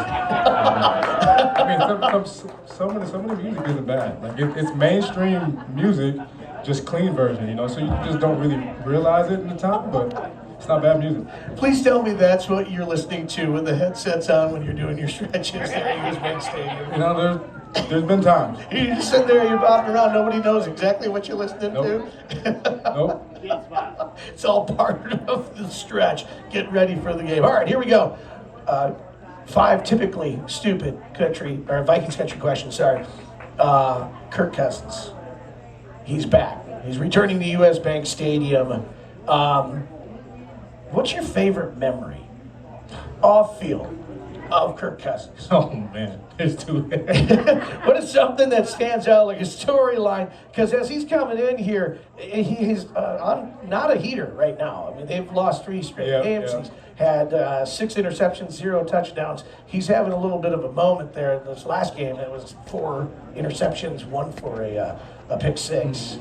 But let's go to the happy side. Yeah. Let's be positive. Yeah. I mean, there's too many Kirk moments, man. He is a special individual. I love Kirk. Love Kirk to death. And I would say just in 2022, I mean, that was something that we all saw. Kirk O'Chains, right? The different persona that Kirk embodied for those handful of weeks, and just I will never forget those moments of him having everybody's chain on, shirt off, just super out of character of what you think of Kirk Cousins. Those are definitely special times. And, Cole's Kirk doesn't ever get old either. Wearing My wife dresses me. Exactly. But no, I absolutely love Kirk, and I'm super excited to see him this weekend. I love that. All right, last one for you on the 5 typically stupid Vikings country questions. Watching film, it's got to be interesting for you. As we mentioned, you're a captain, but there's so many things of film that you must have to watch. Mm-hmm. I mean, offensively, you definitely special teamer. You do it all. What kind of amount of film must you watch to get ready for a game? Yeah, I mean, you just have to look at all the situations. I mean, obviously watching all the special teams tape. I mean, special teams, I think, is really just about your one-on-one matchup. So just watching what they do as a whole, but just watching what your matchup's going to do. Like, how are you going to compete with him, beat him on certain plays. So just watching special teams in totality. And then when it comes to offense, I play fullback, right? So not a lot of teams have fullbacks, but I have to watch the plays and watch what the defense will do versus a fullback-like player. How do the linebackers take on blocks? Where are what front is the defense in? Where's the linebacker going to be on this certain play? So just really knowing where people are going to be, and then obviously on third down, just knowing protections and knowing their tendencies. You're going to make Kevin Fallness very upset right now because he is coming up next. We got a wild game next on the Fan. Thanks for coming out, everybody.